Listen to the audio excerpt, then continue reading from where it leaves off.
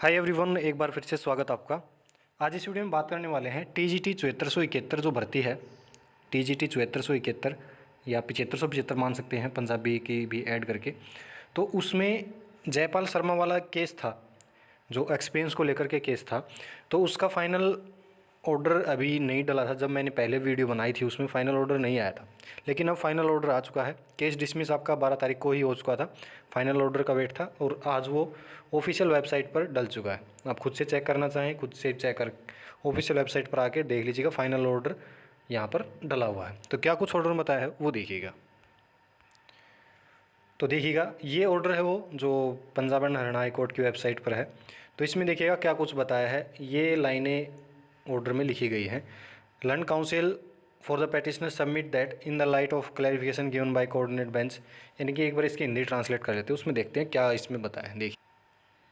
देखिएगा, यहाँ पर बताया है कि याचिकाकर्ताओं के विद्वान वकील ने प्रस्तुत किया कि इस न्यायालय की समन्वय पीठ द्वारा दिनांक 8/11/2024 को CM 17/451 CWP 2024 में शेड्यूल 1563 का जो ऑर्डर था उसमें स्पष्टीकरण के आलोक में वर्तमान याचिका निष्फल हो गई है।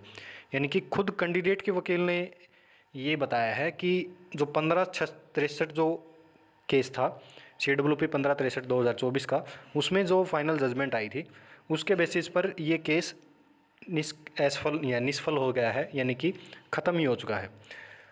खुद कैंडिडेट ने बताया है ये सब कुछ, और निष्फल हो जाने पर उसका निपटान कर दिया जाएगा। सभी लंबित विविध आवेदनों का निपटारा हो गया है।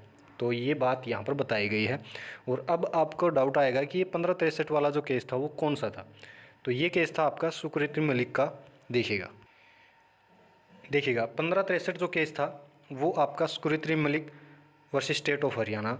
और ये जो केस था ये था आपका सोशो इकोनॉमिक क्राइटेरिया के 5 नंबर जो एक्स्ट्रा मिलते हैं, 5 नंबर का जो केस था वो केस था ये।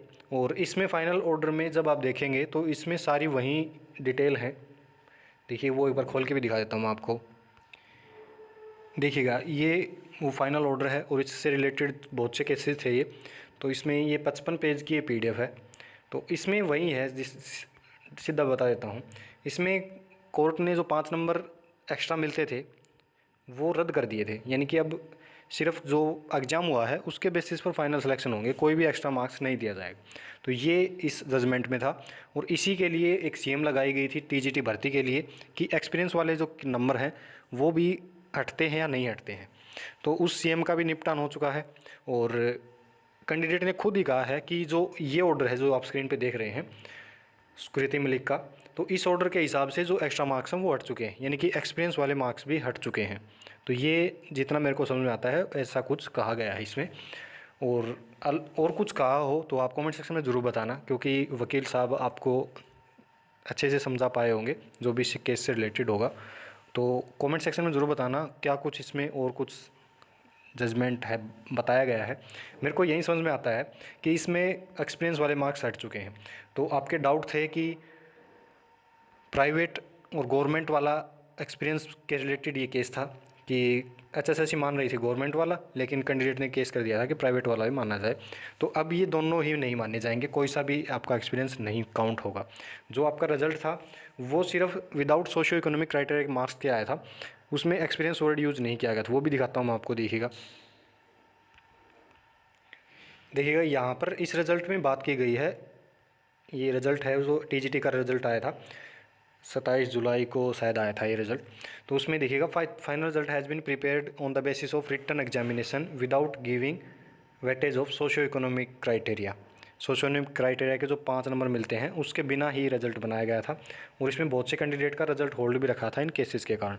तो अब आपका रिजल्ट तो नया आएगा, जो ये लगे हुए हैं इनके तो कोई इफेक्ट होने वाला नहीं है, क्योंकि उनकी सीटें होल्ड करके जो जिन्होंने केस किया था उनकी सीटें होल्ड करके फिर ये रिज़ल्ट निकाला था। तो अब नया रिज़ल्ट तो आएगा।